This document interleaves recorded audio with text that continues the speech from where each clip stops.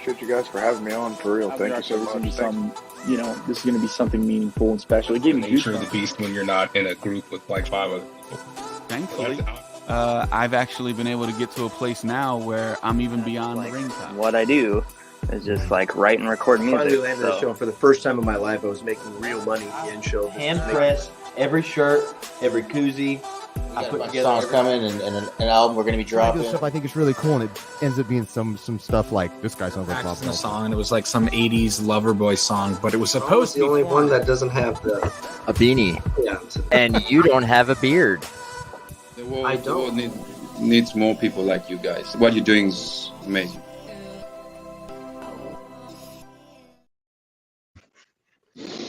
Welcome, everybody, to another episode of In the Lounge. We were on hiatus for a few weeks, but a little bit more than a few weeks, but we're doing all right.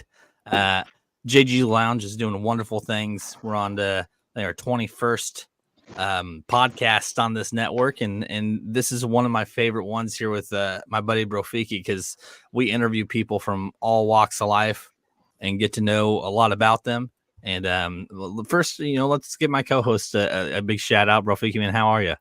Oh man, thanks. I've been good. Just been traveling, just doing movies, music things, and hanging out. And that's why we do what we do. We can talk about the things that we're doing. And today is going to be a really cool episode with Mr. Ament here. So there we go. Kyle, you found me on Facebook. I follow a lot of the acting and filming stuff, and we have some mutual friends through the Facebook groups. Before we kind of get into your background, have you found that Facebook? Well, first off, hi, how are you? Hey, I'm doing great. Have you found out that does Facebook help you a lot, like with getting casting roles and stuff like that? Oh, absolutely. Okay. What made you kind of get into this? Because I've noticed that on your IMDb that you have several things that you've done, but they were all like within a very few years. Yeah.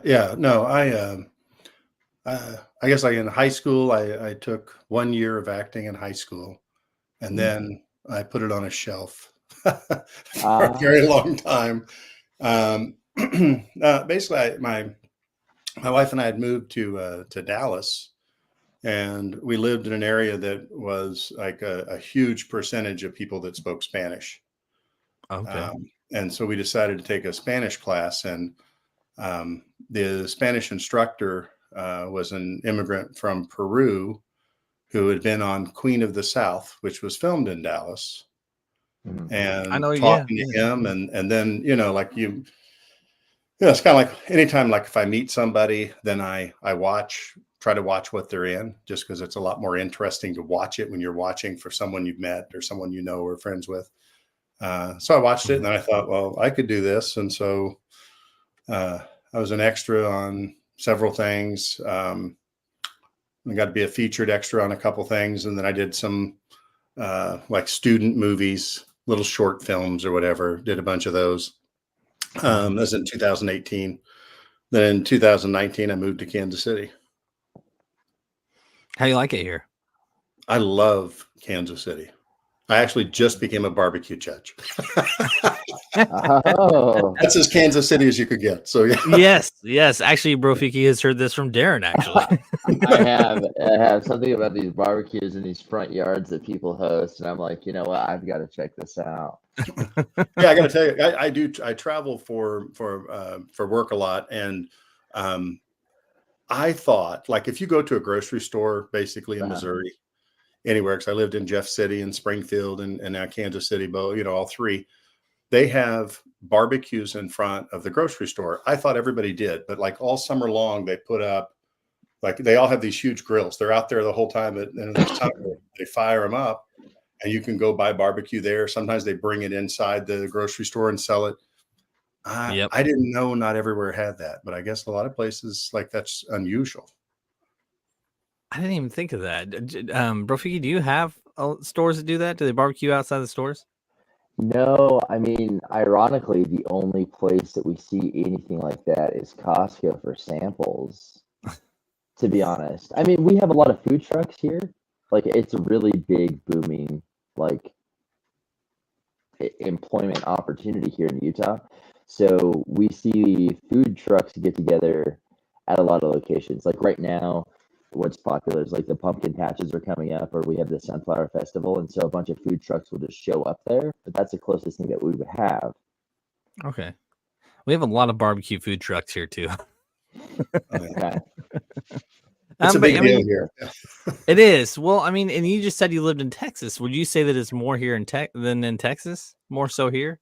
Well, I'm very biased. I'm really from Missouri. I just lived in Texas for a year. So I think, yes, I think Kansas City, I've learned all about it. Like when I became a barbecue judge, they have, it's the largest barbecue contest in the world, the most barbecue restaurants, and the biggest barbecue organization in the world is Kansas City. Yeah. Okay. They're building Texas is a bigger state. They're building a massive American Royal right out here near me, actually. And American Royal hosts like the National Barbecue Championship every year. Yeah, that's where I went for the class. The class had people, they said, from 14 states. Wow. I drove 20 minutes, but other people flew in from Philadelphia and Seattle and whatever. So what's your life been like growing up? Like before, like what'd you do before you got into the acting career? Well, probably my big job. I used to be the trying to think of the right title because I was not a state employee, but I was the program director for mental health for Department of Corrections, state of Missouri. Okay.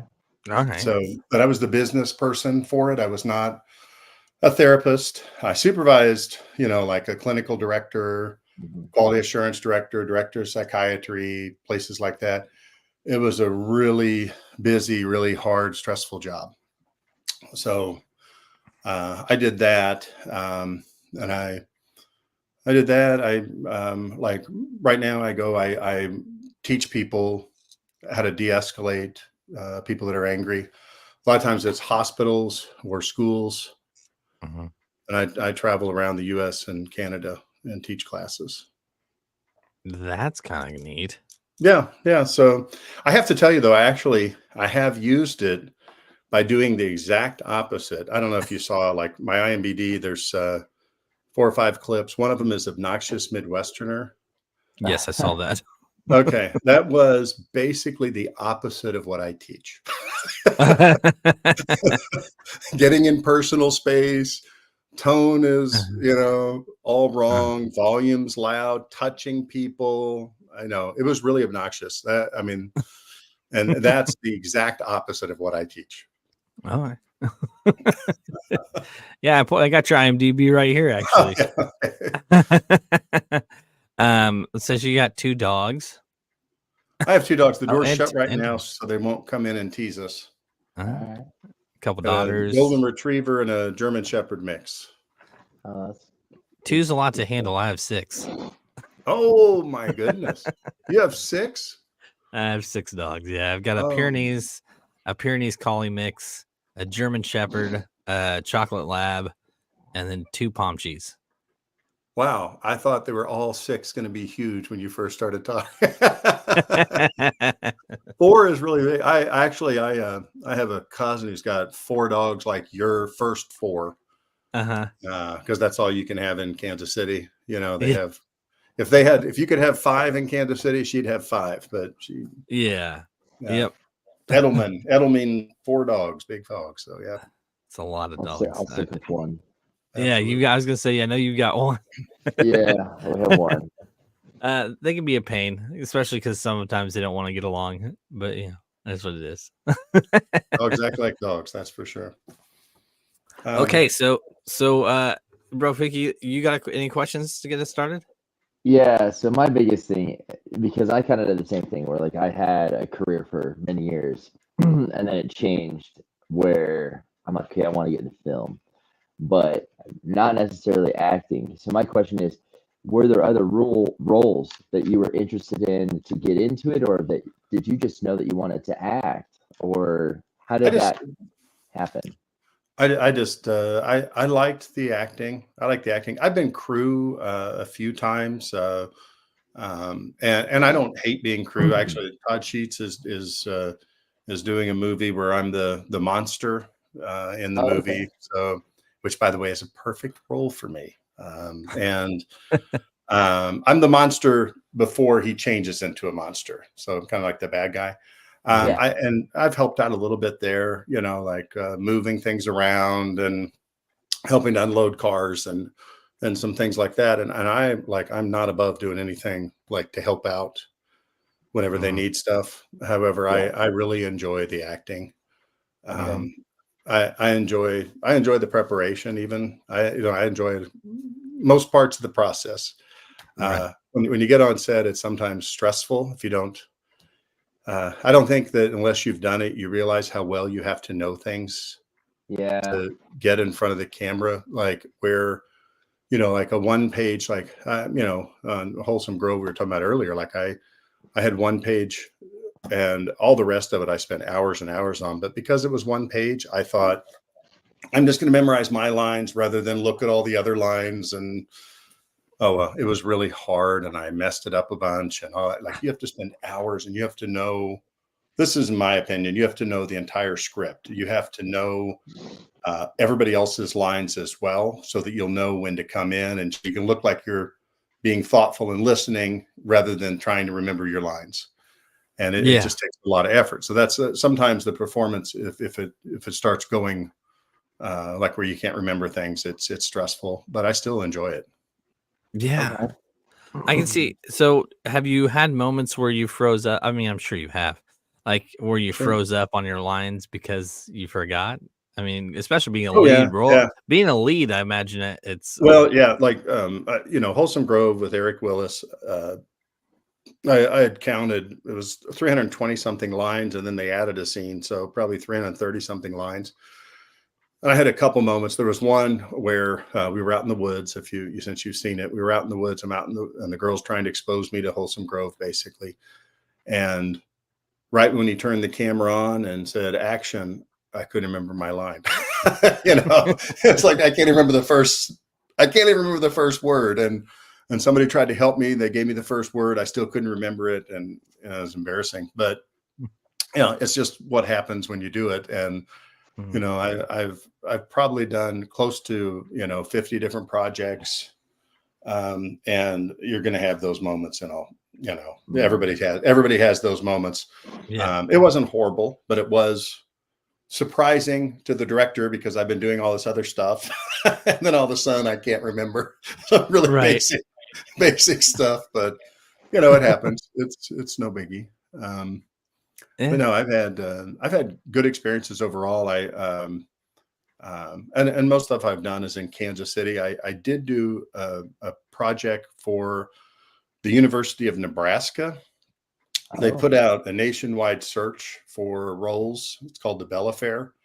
And it's motion capture. If you know what motion capture is, they film it and then they kind of put it to a picture called animated history.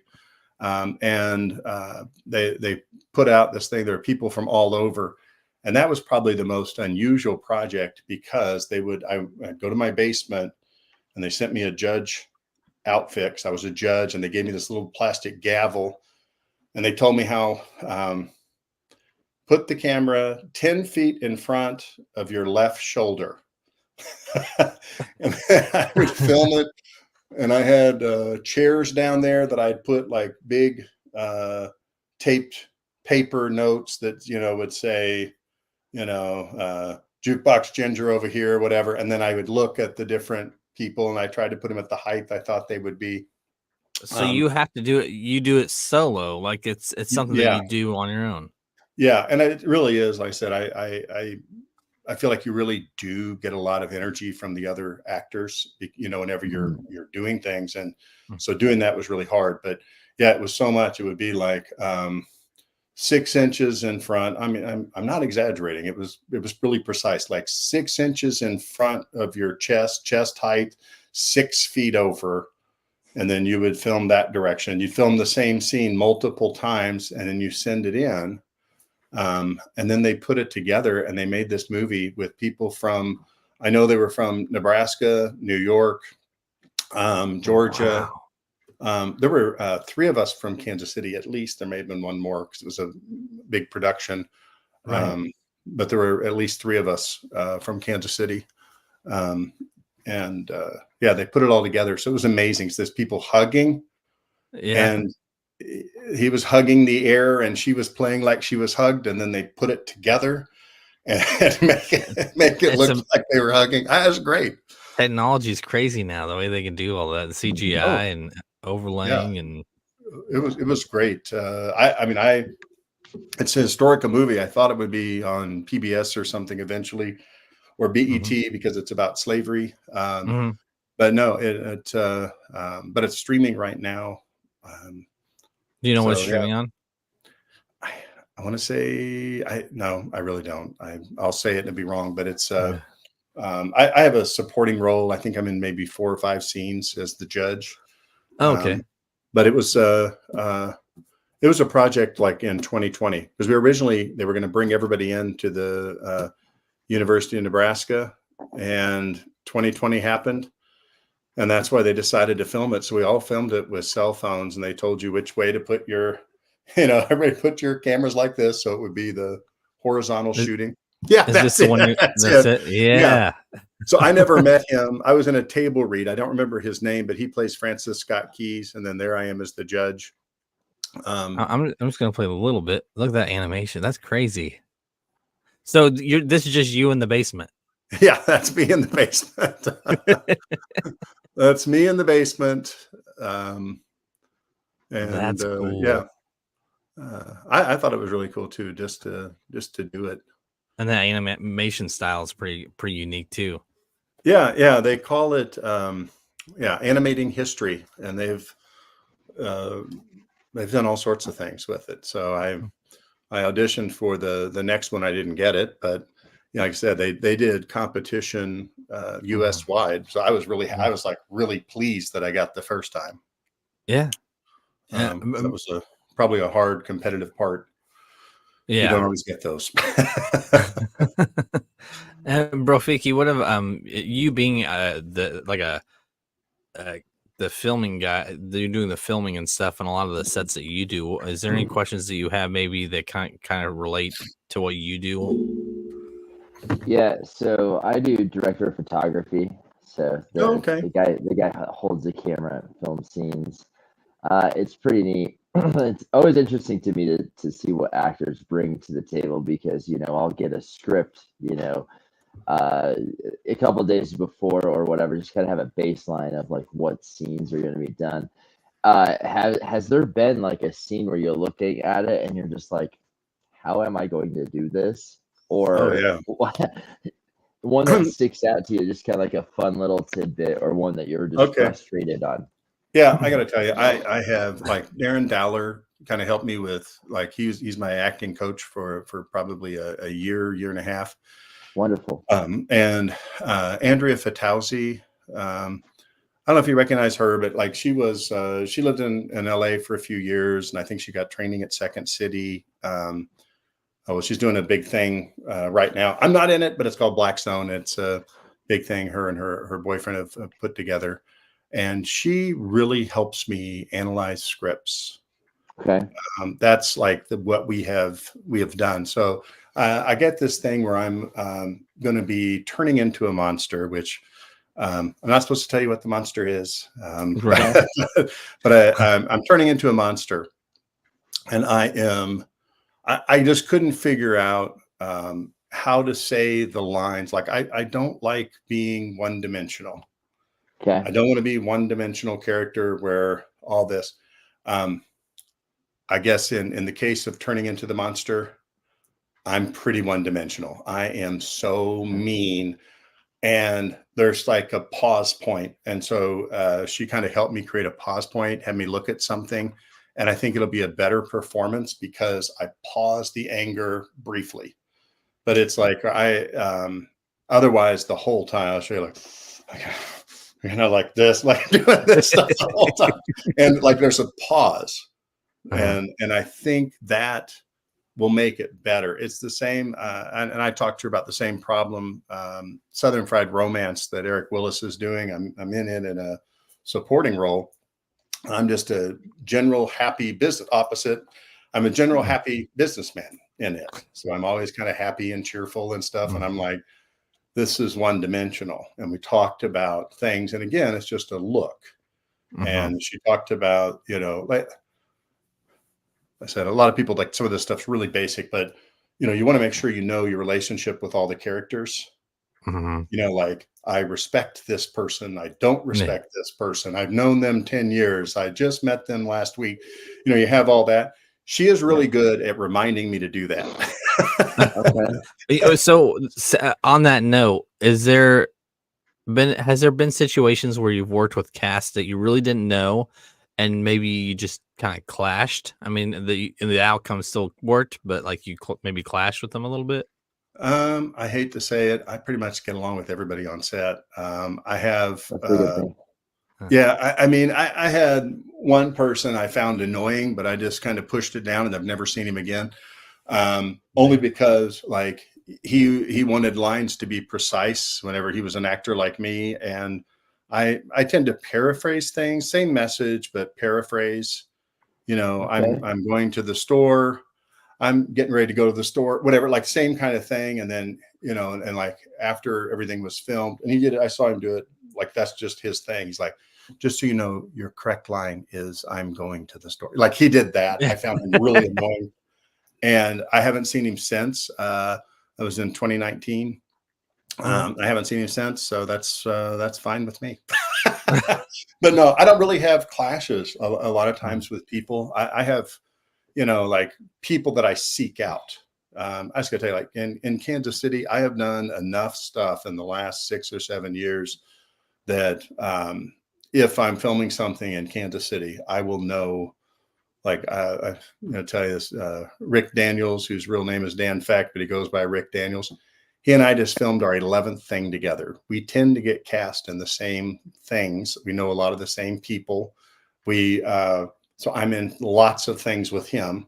And then there's some others. He's by far the most. He and I both have never been in anything with as much as we've been in stuff with each other. Yeah. And so like we both were in 3 things overlapping with Eric Willis. He was in Wholesome Grove as one of the investors. He, like just that kind of stuff where we're always overlapping. I think you see that. I think you see that too with even some of the big name A-list actors too. Some of them work together a lot too. Yeah, and I'm not a part of a group that does like. There are little groups that everybody does the same roles every time. I don't know if you've seen that, but like sometimes like you'll have like, okay, you're the pretty girl who's sad. You're the handsome guy who says something mean, and and then they make something, and then 3 months later they do the same thing but with different clothes. Right. I'm not a part of any of those groups. Like that do that. I don't necessarily think horrible of them. I don't really want to be a regular over and over and over. And that's one of the things, like I said, I really do like that about Eric Willis. He wants to work with different people. Now, that being said, I've been in the last few things he's made, but I'm definitely not the lead in Southern Fried Romance. And he picks people through. Like I even had to audition for Southern Fried Romance after doing Wholesome Grove with him, where I had all those lines and spent all that time with him and all that. I still had to audition for it. And that's not always the case, but he asked me to, so I did. So yeah. In other words, I didn't have a guaranteed spot. Right. Well, and you talked about like, you don't want to be just like a one-sided character or one-dimensional character. You get a lot of them like Jason Statham or like a Bruce Willis, which are, big name actors, but like, if they're going to be a lead actor in one of these roles, they're going to be the same character, which doesn't necessarily make them bad, but I mean, what to expect. Yeah, absolutely. And I'm actually, like I said, I enjoy playing the bad guy a lot of times. I think it's it's more fun to be the bad guy. Right. One of the things I've seen, like other people play the bad guy at times, and it's more than just yelling or being loud. And I'll just tell you, like the thing I just did it. It's September. I just did it in August. I was the bad guy that was getting ready to kill a bunch of people, and as I'm doing it, I'm really not super loud, but you're intense. You're intense with focus and staring and trying to kind of hide my head and then bring it up and stare at people. Like just you can do it differently than just yelling. And I think a lot of times if people haven't ever done things, they think they're like just going to yell and be scary.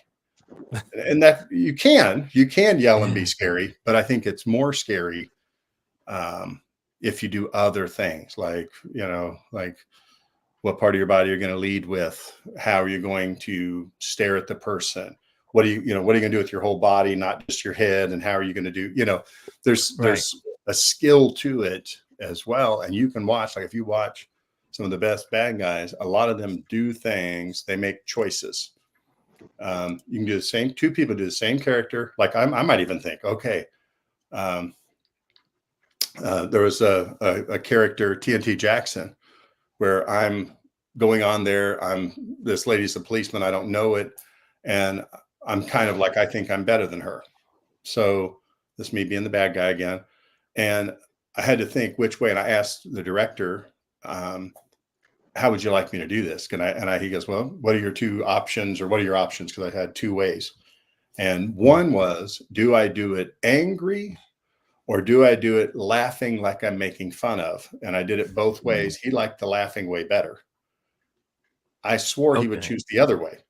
He would choose the other way, but he chose it because you can do the same lines. Like, I think I walk in and I say, this is your place. First thing I say on it.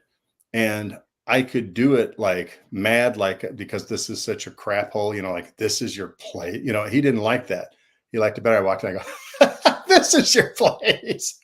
That's what he liked better. The mocking. Right. It's still the bad guy. So I'm okay. Yeah. Yeah. No, that's neat. And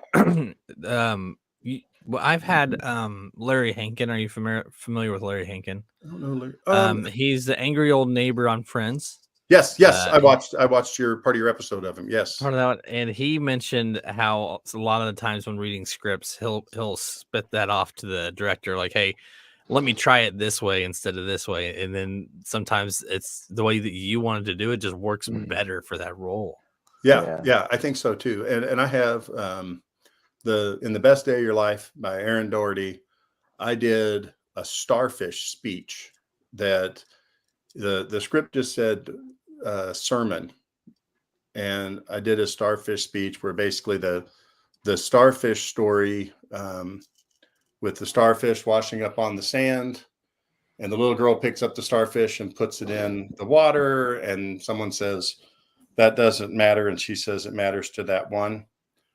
I told that, but then I continued the story. It's all I made it up, where and it was wonderful, and it fit in really well. And I said, but the water was receding and that starfish died too. It would be a much better story if you wadded up that starfish. You went way back. You ran up to the edge of the ocean, stomping on the other starfish, and threw it way out into the water.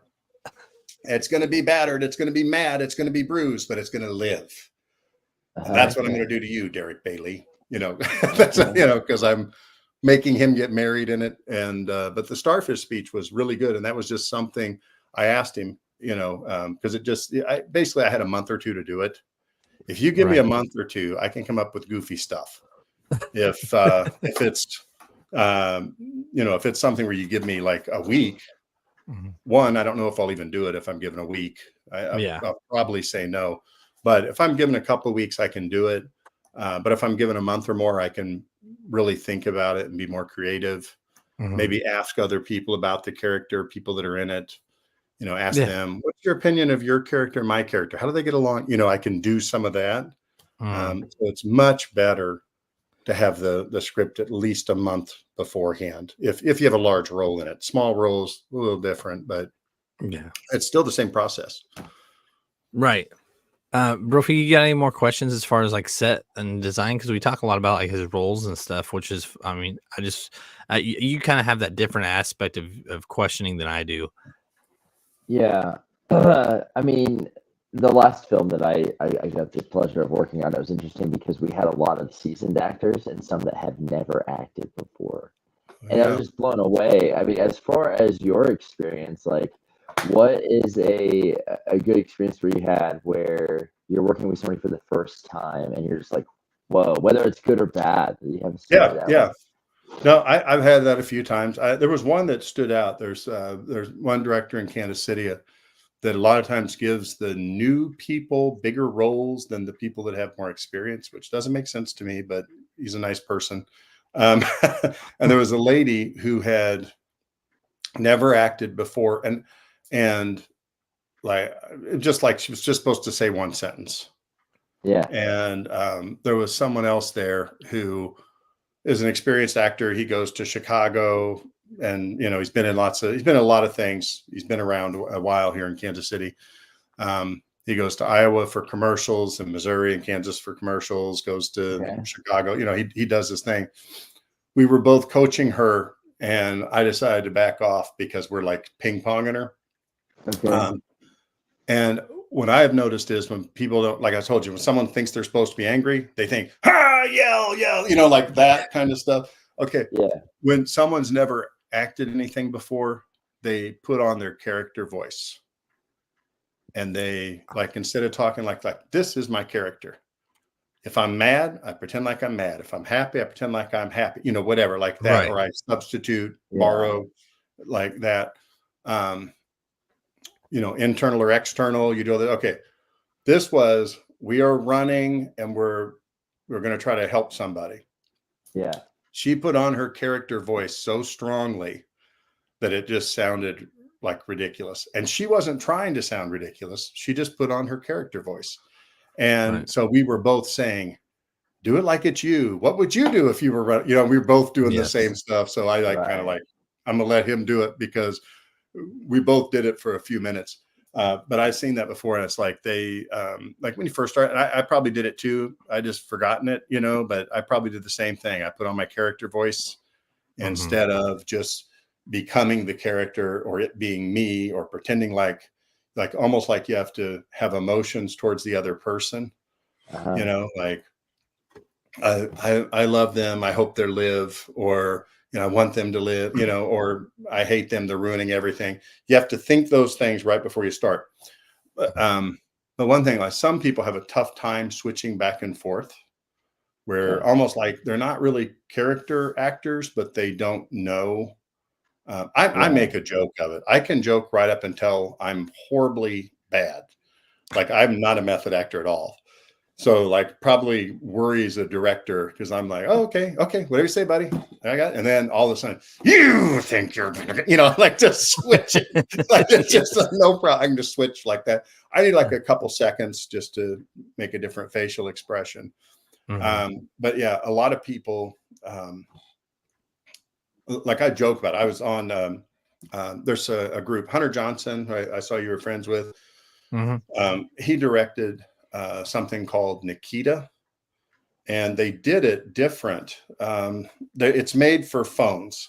So instead of filming like this, and they had big cameras, not cell phones, but instead of filming like this, it's filmed like this, so but they did it with an actual camera. With an actual camera. They just set it on vertical. And I mean, they're all like Netflix approved cameras, they're like really nice quality stuff. They brought in like really quality people on set. They brought in a guy from LA, one from Texas, lady from Ohio, and then one lady in Kansas City. Those were the four main characters. And then of course, Dan, my buddy Dan, Rick Fecht, and I were both in it as well. And we didn't have any scenes together, but we were both in it. But they brought in like quality actors. And they really wanted to do that. Well, the one was supposed to be my daughter, the one from Kansas City. Yeah. And so like the whole time, like I did this scene where it's really overly dramatic, and tend to slightly underact rather than overact. I overacted on purpose because I knew that's what they wanted. Okay. They're doing it's Asian investors, and like if you ever seen those Korean or Japanese or Chinese dramas where they're almost like soap operas. Yeah. There's overly dramatic. They're instead of having those like dubbed from China, they're trying to get them in the US. And so the Asian investors are investing in this company, Maximilian Productions, in Kansas, right here in the Kansas City area. And they're filming vertical. And so, like, for instance, so I am the total bad guy the whole time. Like, I am like, my daughter and I are the bad people. And I can act silly as hell the whole time up until I am a murderous laughing because people are tied up and all, like and I'm joking like, hey, leave my daughter alone. Like this girl who's not my daughter, obviously in real life. And, I can just I called her my daughter when I saw her on something else a few months later. I'm like, hey, there's my daughter. How are you doing? It's like no big deal. But yeah, I switch back and forth. And like I said, that's something that I've seen. Like, I think because sometimes people without, not that I'm the most experienced actor in the world, but people with zero experience sometimes think they're supposed to be mad at the other people because like, oh, we're enemies. We're supposed to be mad. And that's good. I mean, if it helps you. So I've heard before a lot of times if people are like, we'll do different table reads with people that are supposed to be opposite each other because most of their scenes are with these characters, the other person's scenes with these.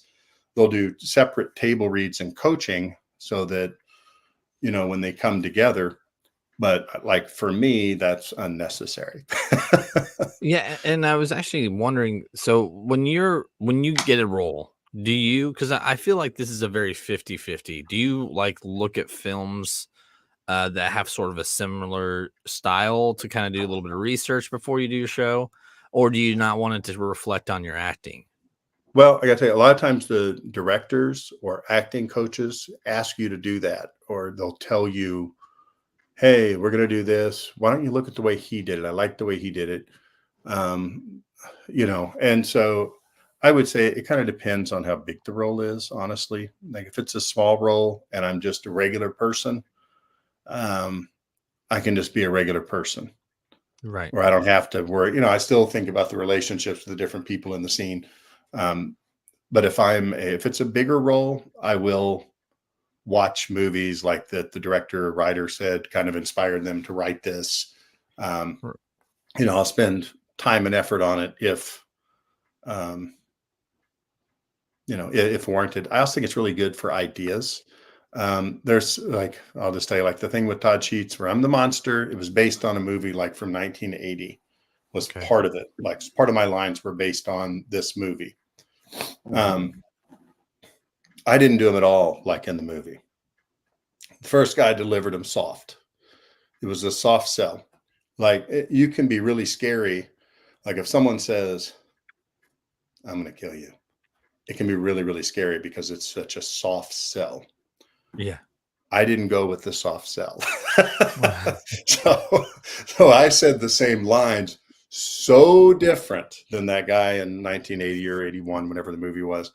I said it like I went with I'm going to take pleasure. I hate you. I'm going to get you all. Like I went with a totally different way of saying it. If you put the scenes side by side, it's like, wow, this is the same lines, but said totally different. My tone, volume, rhythm, all three, everything about it, my body motions. I didn't hold still as I said it. So very different. So everybody makes a different choice. But I do think it's helpful to watch those.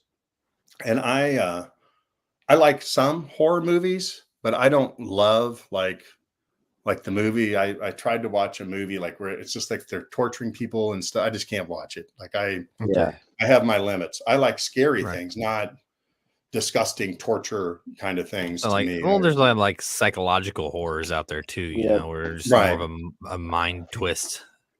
Yeah, absolutely. And actually, one of the ones that Brofiki recently did was a comedy horror. You winning all kinds of awards on that one. That's awesome. Yeah. That's awesome. Yeah. Hey, I will show you. I will show you one thing. Just I got a bunch of stuff back here. But there's a movie by Robbie Lopez. Okay.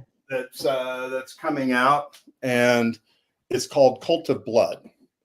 Oh, I saw it on your list. Yeah, David Sheridan, Felissa Rose. It's got some other people in it as well that you're going to recognize. But in the movie, I talked to the director and basically like, hey, what do you want? You know, and I was talking to Robbie about it, and I told him what I wanted because my head gets cut off. They let you keep the prop? They let me keep the prop. It's basically, this is a football case. This is my best souvenir. So I'm going to thank Robbie Lopez for the rest of my life for the best souvenir I've ever had. But yeah, that's what I got that from Cult of Blood, which is just now coming out. I don't know what it's coming out on because it has not come out, I don't believe yet. But you can go to crudecomics.com, and I think you can buy DVDs on it. So is it kind of a comedy horror? Yeah, I don't think it's going to be campy. I think it's going to be actually like a real serious thing. And I play some idiot police officer, and I'm there with, it's Michael Madsen is the other police officer with me. He's from Sweden. He lives in Los Angeles now. He came to Kansas City to film it. And we're the two policemen in it. He's got on a fat suit. It's hilarious. That to me, it's hilarious, but not everybody else. So we sat there, and that's another one where I got to ad lib some lines. So, I got to sit there, and as I have a golden retriever. Well, Thomas Smith, who's a great guy, has a Basset mix. I didn't realize he had a Basset because he was there watching it. And I'm talking about to the other Michael Madsen, the policeman, telling him, you're not a golden retriever. You're more like a Basset hound. So everybody wants to pet the golden retriever. Nobody wants to touch the Basset hound, like whatever, like giving him this speech better than that. And, it was just funny. I've lived on a property with 5 Basset hounds, and I don't ever want to live on a property with another Basset hound. So you agree with me? Yes. You agree with me? Yeah. So basically, I was making fun of this guy by using those as my examples. I didn't realize Thomas Smith, but I've met his dogs. Dog's wonderful. But I didn't know that was it. But yeah, I got stuff back here. You can recognize Wholesome Grove. Yeah, I see Wholesome Grove up there, and that was easy to find. People, you can. I literally just went on I have one of those smart TVs. I just searched it, and it popped right up. It looks like it's on a few different platforms, actually. Prime, I think it's on multiple. And then I watched it on. I don't know what I watched on. It was another one of those movie apps that you can stream movies on. Yeah, I know it's on Prime and Tubi, but I think it's on a lot more than that. And it's the same with Best Day of Your Life, where I play the priest. Alan Michael Doherty is going to be made to get married. This Dead Legion, which you can see I'm wearing the shirt. So yeah. And these over here, this is from Hero Dude. I play in Strange Toys, a comic book hero who's really kind of a jerk. And again, a good role for me. And, I play that in Strange Toys. Again, with Robbie Lopez. I've probably been in 4 of Robbie Lopez features. So, Brofiki, you've had a lot of experience with like props too. So, I mean, do you have anything maybe you want to, especially since you brought out the severed head? I figured it'd be a good opportunity. The only other, I don't really have well, actually, I do have more props. I don't want to dig them out of the closet. I do have some more props. I've been a policeman several times. This Dead Legion, it's a 15-part series. 14 are out on Amazon Prime. I'm the policeman who is in kind of the zombie apocalypse kind of thing, kind of movie. Marcus McIntosh, as usual, plays the hero, where I'm the guy who argues with him whenever he's right, basically. So yeah, so I'm in the first 9 episodes before I die. So if you're only going to watch one, watch number 9, or watch 1 and 9 if you're just watching it for me. But it's actually, I think they did a great job. It was in St. Joe. Okay. Yeah. And so we all, there were some in St. Joe, but a lot of us drove up from Kansas City. That's where I met Marcus McIntosh. Actually, who he and I have been in several things. He's probably my acting buddy. Like, if I need somebody besides my poor wife who hates to read lines to help me film an audition, it would be Marcus. So yeah. I have, I've gotten, that's my big souvenir. The rest of it, that's River Beauty. I met Butch Patrick, who's Eddie Munster. Oh, really? The guy who plays Eddie Munster. Yeah, I got a picture with him, but because of my role, it doesn't even look like me, because I have a big horseshoe mustache that I've painted black, and I got a big scar on my face, and I have like stubble, a week's worth of stubble every time we shot. So I look absolutely horrible, and I'm pictured there with him.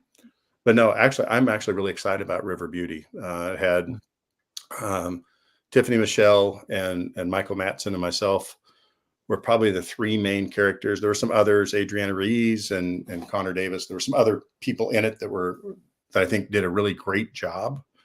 But I really want to see it, so I'm hoping it gets done soon. It's one that's going to have enough CGI, because we didn't really have alligators. So you have to have CGI alligators. So that's going to make it where it's going to take, I guess, a while longer. So, but yeah, no, it's been a lot of fun though, doing this stuff. So I've really enjoyed acting in general. I was going to tell you the one, when I was in Texas, the person who I met that I thought was like really interesting. And when I say his name, you might not recognize it, but when I tell you his role and what he did, you will recognize it. I can almost guarantee it. D.P. Kelly. And I ate lunch with D.P. Kelly at VFW, the movie VFW. It was all the bad guys of movies were being the good guys. So like Stephen Lang, the bad guy from The Karate Kid. I can't remember his name all of a sudden. Martin Cove. It was all these bad guys.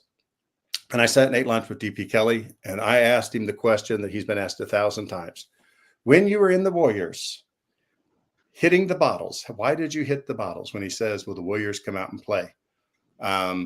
He said he just got these little bottles, and he was supposed to say when the Warriors come out and play or whatever. And he thought, I'll sing it and I'll hit these little bottles together.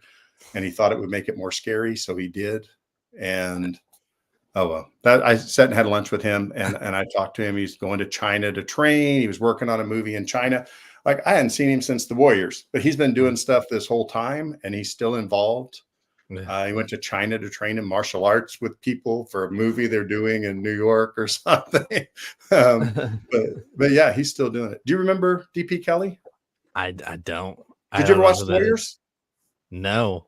Right, put it on your list to watch the Warriors. It honestly, it's like the most 70s movie you could. I do like older films. Oh my goodness, you're gonna watch it, and you're gonna want to have me back on the show just to tell me how good it was. So he clicks. I'm gonna hold you to that. Yeah. He clicks the bottles and says, "Will the Warriors come out and play?" And he clicks the bottles, and it's basically gangs in New York trying to get home, and that bad guy sets up the Warriors to look like they're the bad guys. And so they're trying to get home on the subways, and they got to fight all the different gangs trying to get back. It's great. I loved it when I first saw it. It's a fantastic movie. So, Brofiki, as we start to kind of get towards the end, is there any more questions that you've got? Yeah, as far as acting goes, and you being on multiple film sets, and you mentioned part of the crew, aside from acting, what did you enjoy the most because of how much you learned? Oh boy, that is absolutely fantastic question. I've got to think of it in the next 10 minutes. I have to think of an answer. Yeah, when it comes to you, it's interesting, like, because when you can cross-pollinate roles on a set, you kind of get an idea of like what you like or what you're interested in, or imagining like how much you enjoyed something, right? Like I brought props, right, for a set, and I was unprepared, and I thoroughly enjoyed that because I'm like, oh, I thought this could be cool, and they end up using it in the movie, and you're like, oh, that was so awesome. Wow. Well, it's not really an answer, but I always have cigars and armadillo stuff. Armadillo stuff, huh? Yeah. I got 4 different armadillos here, but I'll show you. I got a fun story for you. But like, I stirred my coffee in Dead Legion with this. And is that a 3D printed one? If I have a chance, I'll set an armadillo somewhere. Even a Wholesome Grove, I tried to sneak cigars into it, but then Eric didn't put it in. But I'm trying to think. I actually, as I'm killed in another thing called Troublesome with Mario Lee and Megan Hitchcock Smith, I get out a cigar right as I'm killed. So I try to do that. But as far as like when I have learned the most, I don't know if it's a great example. I really like being coached by the director. Okay. I do not like it when my choice is perfect, because then they might not really have an idea. Like they might have an idea for the character.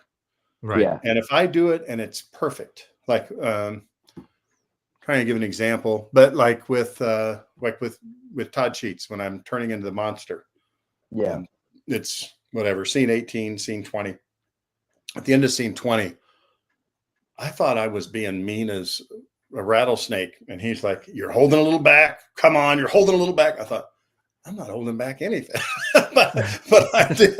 But I pushed it a little more to get what he was, and I don't know, because I'll just tell you, like when I'm filming everything, I'm in my underwear. And I'm not in as good a shape as I used to be in this. So I'm filming something in my underwear as I change into a monster. And all these people are watching me. There's probably, I don't know, 15, 20 people on set. And I maybe did feel enough self-conscious that I was holding back.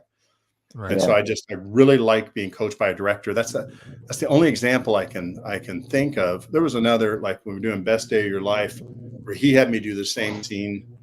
Like most of the time, 2 or 3 times at each angle, and you're done.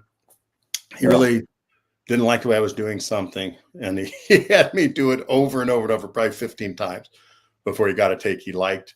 And I actually kind of like that, where they coach, you tweak, they coach, they tweak. I like that. I like it whenever you do a better performance based on someone else's feedback, because like I said, my interpretation of the monster is he's going to be a mean son of a bitch who enjoys to kill. He wants to turn into a monster because he wants to kill. Because you could do it differently. I could do it, the same lines, everything. Like, I don't want to do that. I have to do this, but I don't want to do it. No, I want to do this. And, so you make a choice, which I think was the choice based on the lines for the character, honestly. But I like it whenever they coach, when they direct. Right. Because I've been around some directors, like who just whatever you do is great. Kind of like if you get a part without an audition, then that's, unless you know the person and they picture you and the character because they've seen your work, or like, that's different. But if they have no idea who you are and they look at your picture and say, yeah, that's great, then they're not looking for someone who can act. Right. The one, Nikita, it's Maxi Billion with Hunter Johnson, whatever. They're looking for certain people, and they want people to look the part, and they want them to know how to act. So you're going to have to audition. They're going to have to meet you. They're going to I like it because they have like a real standard. Well, and when you talk about that, it makes sense. Cause like, even in any career, like I've managed most of the jobs that I've worked, and like, when I'm sitting down with somebody and going over reviews or whatever with them, I don't want to just sound like a friendly guy who's like, "Yeah, you're doing a good job." You need some sort of criticism, and even from being on the other side of that, and my manager talking to me, I want you to tell me what I need to work on. Like, I want feedback. I don't want you to just say you're doing good. Yeah, absolutely. Yeah. And so I like it. And I always feel like if they don't give any feedback, they don't have any expectation. That's kind of like their goal is to make the movie. I want their goal to be to make the best movie possible, or, like something different than my goal is to make the movie. Right. And my goal is not to, I just want to get through my lines, remember them as best I can. No, that's not my goal. Yeah. My goal is to match up the emotions and the relationships of the character so that when you watch it, it looks genuine, and I want it to become genuine, where it's me becoming the part, becoming that person, not pretending to be that person. If I can transform it at least a little bit into that character, I feel like it's a much better performance. Do you think there's some, because you've done quite a few things, has there been like a low budget film that you enjoyed doing more than maybe a higher budget film, and like even though it was low budgeted, it turned out phenomenal? Yeah, well, I'll tell you what, I'm very simple. I like the bigger role possible. If you can get me, like Wholesome Grove's great, kind of a good guy, but I want the biggest role possible. And I like a character arc, but I want to be the bad guy for the most part. And so like that would be the thing. So Wholesome Grove's almost perfect if I could have just been a little bit worse as the bad guy. Yeah, I mean, because your bad guy is more like, I mean, you're the bad guy, but it's, you're here to take this property and turn it into something, and then that's so. I mean, and I don't know. I don't think you underplayed it or anything. It's a great role. No, it's good. Troublesome. The movie Troublesome's coming out. I'm the main leads, Loon Styles. He's the main lead on it. But then there's like 4 or 5 other characters. My character's one-dimensional. I'm angry and mean the whole time as a mean cop, and I feel like I'm convincing. I grab him, I rough him up, I hold things like I'm going to hit him and stuff like really bad. And I really like Loon. He's great. He and I, like, we get along because like I have to admit, they were talking about just different things. I was kind of holding back a little bit with him just because and I said, man, I'm not trying to be such a jerk to you. And he's like, no, don't hold back. I want to make this as good as possible. I'm like, okay. So then I was even meaner. Meaner to him, like somebody who's got power over someone else, like really, really mean.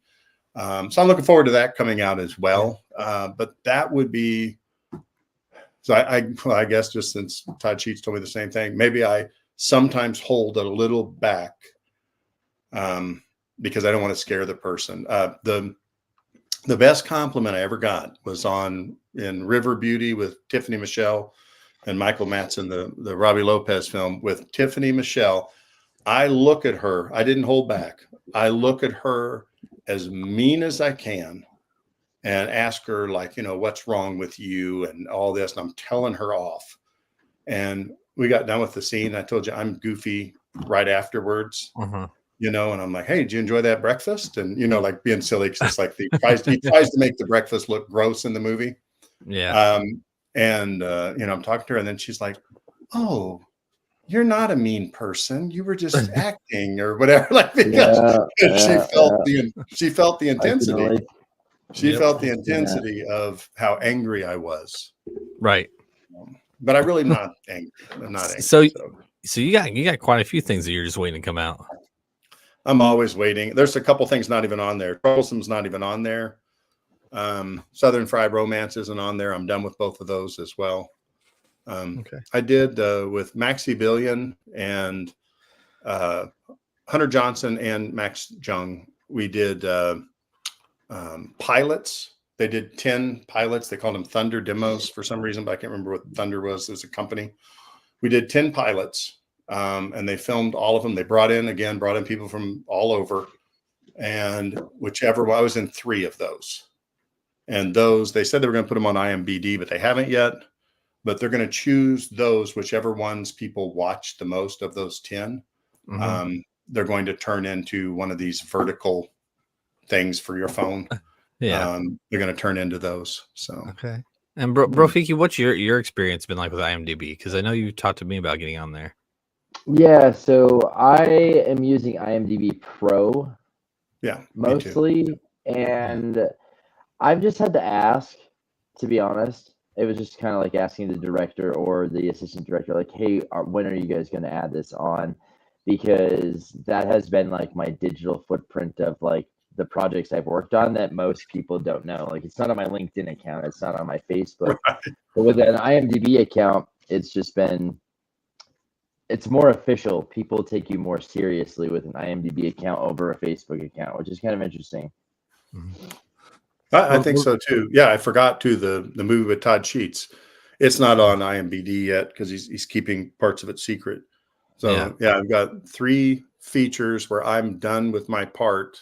Some bigger parts, some smaller, but none of them are out there. And it's just you're always waiting.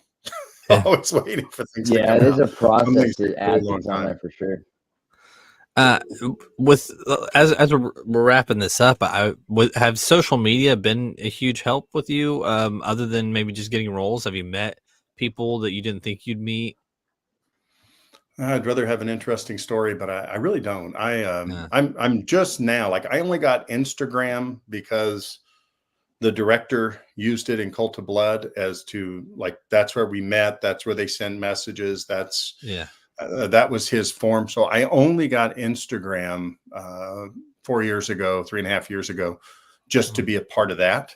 I am. There's another guy I talked to who talked about promoting movies, doing things like this that I met on the set. Doug Epps, and he goes and he really promotes things, and it's given him opportunities where because he's promoted it so well and people have seen it, they've asked him to be in their movies, and so he's flown around and been in movies based on him promoting it, doing a good job. He was in Bone Hill Road with Todd Sheets, and he did such a good job promoting it, meeting people, doing it. And so that's, part of the reason why I really want to be on the podcast is I'm thinking he's right. So I'm just starting to do what you're talking about. I'm just thinking about kind of getting things out there more. Well, and it's good. One thing that Brofiki and I do that I think that we do great is we try to do the best that we can to help give exposure to people like you, and not just you, artists. I mean, we've had like I said, musicians, artists, celebrities, and just to be able to help give exposure to you guys, no matter whether it's small or big, it feels good knowing that we can support people who want to or have the drive to be seen. Because you see a lot of social media accounts where, like, I'll be scrolling through Instagram or TikToks or Facebook, and you have these artists or these celebrities that throw out the same scenes over and over again, or they're putting out content that doesn't show a drive.